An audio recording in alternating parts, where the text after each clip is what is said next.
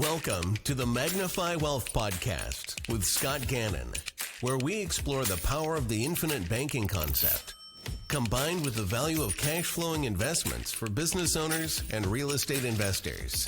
Join the team as we dive into case studies, interviews, and strategies to help you grow and protect your wealth. Gain valuable insights and actionable advice to magnify your wealth today.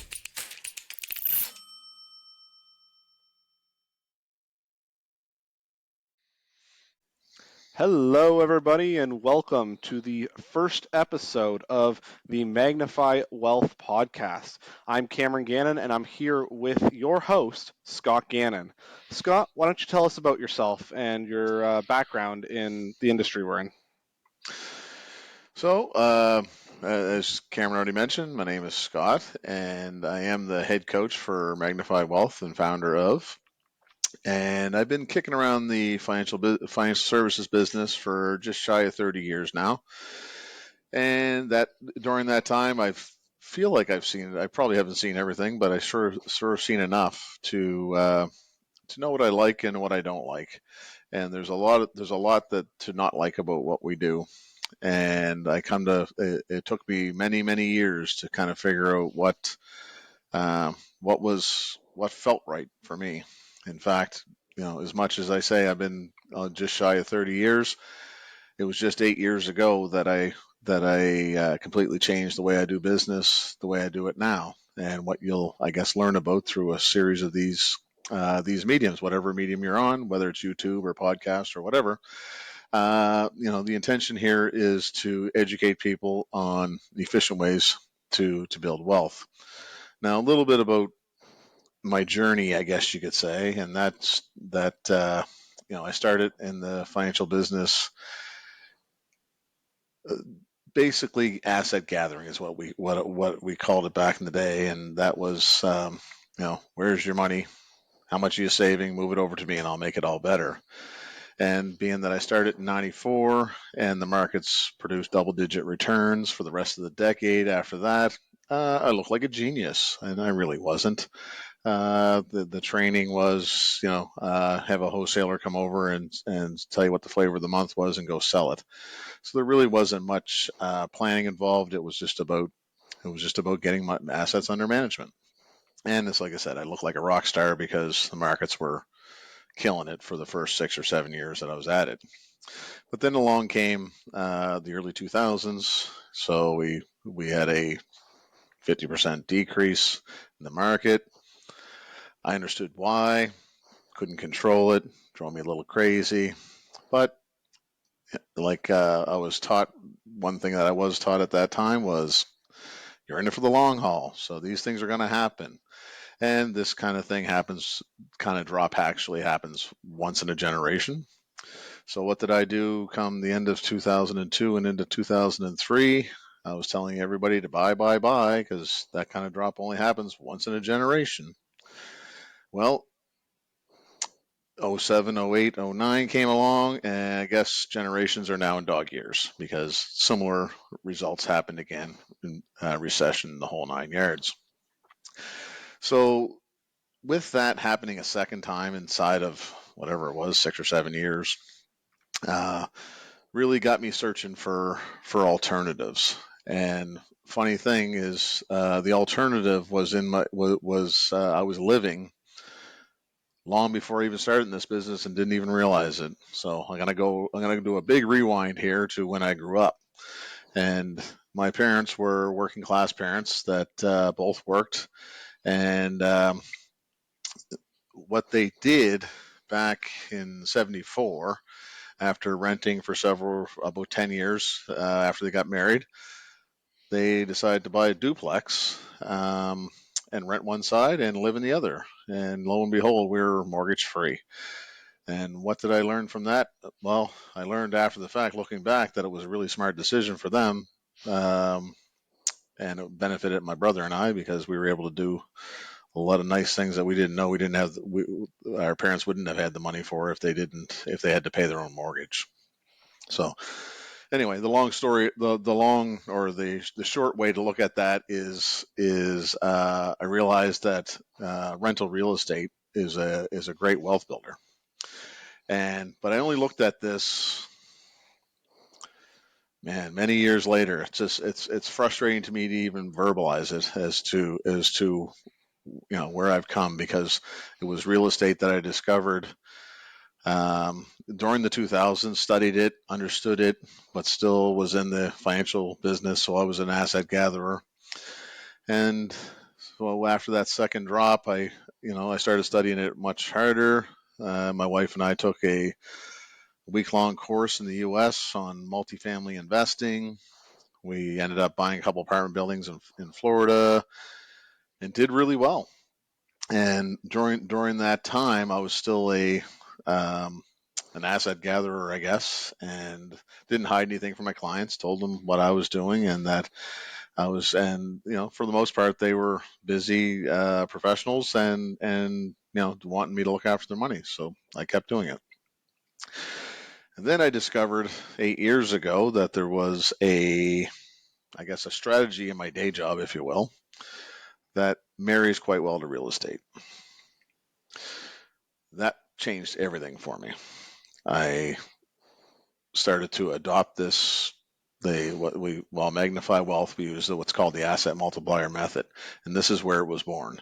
It was born out of my own experience, being okay. I need to have capital available to me, and I still want to invest in real estate. So that's really where I've come from, and this is kind of where all this comes from, is learning through trial and error of dealing with stock markets, that it wasn't really for me. I'm not saying that it's not for that the right people shouldn't do that. What I am saying is I've discovered a strategy for myself and my clients to allow them to protect their wealth first and produce let's just say inevitable cash flow from it. So, tell us a little bit about the juice of that asset multiplier method. What is it? How did you discover it? And how has it changed your life? Ooh, that's a loaded question. Okay, so the asset multiplier method is born out of a process known as infinite banking. Infinite banking is essentially becoming your own banker. So what that means is if you look at how does a bank get started? In Canada, it's pretty hard to do. You need to have a bank charter, and they're not easy to come by. A little easier in the U.S., but let's just say for argument's sake that you could build your own bank. Well, what would you have to do? You'd have to come up with a lot of capitals to start with, a lot of cash to be able to do what banks do. What's that do? They open doors and they lend money. So essentially what we do is let people do this on an individualized basis, whether it's individual, it can be corporately owned too, but it's essentially putting cash into a very specifically designed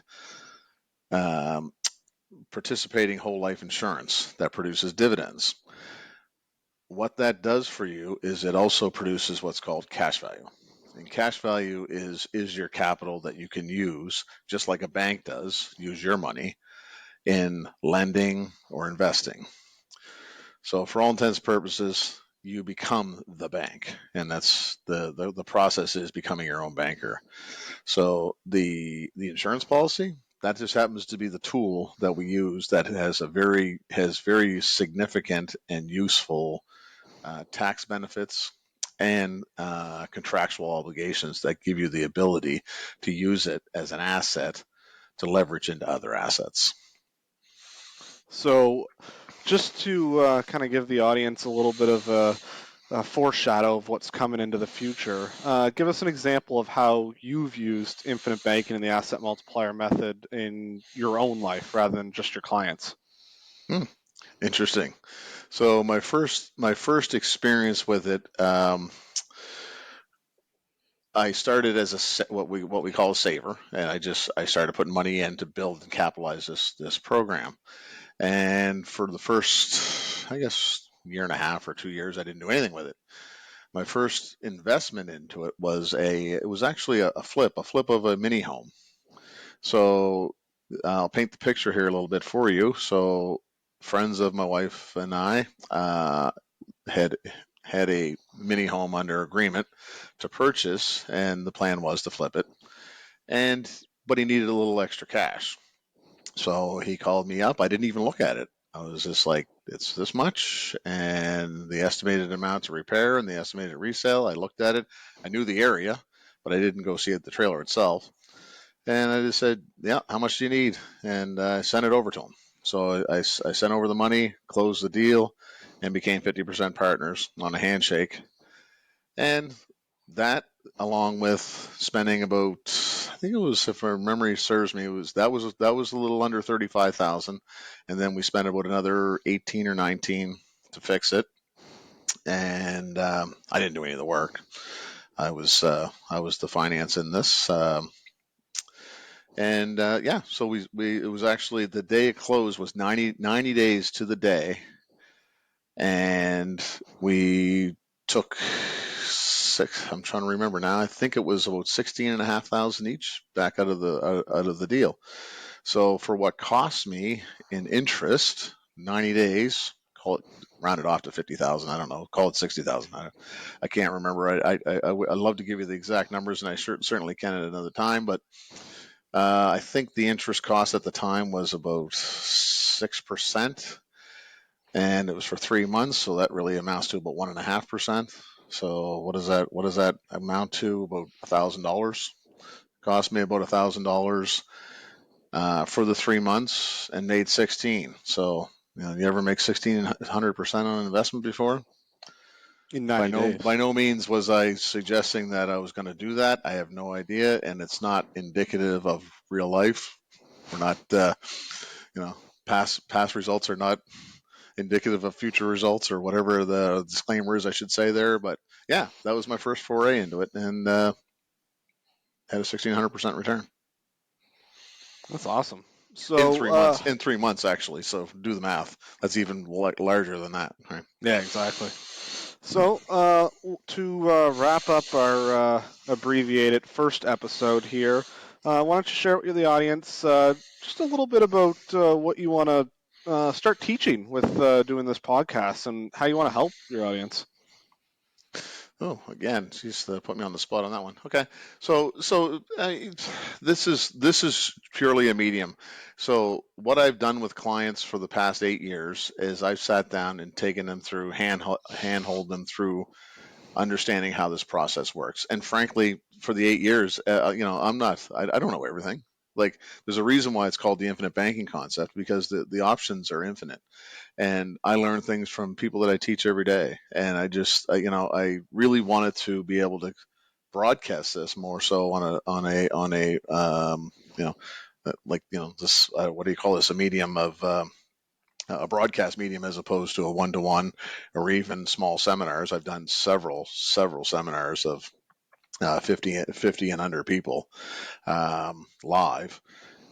And so I just wanted to start doing this on this medium. So I'm gradually going to teach people how to use their money in a more creative way to magnify the use.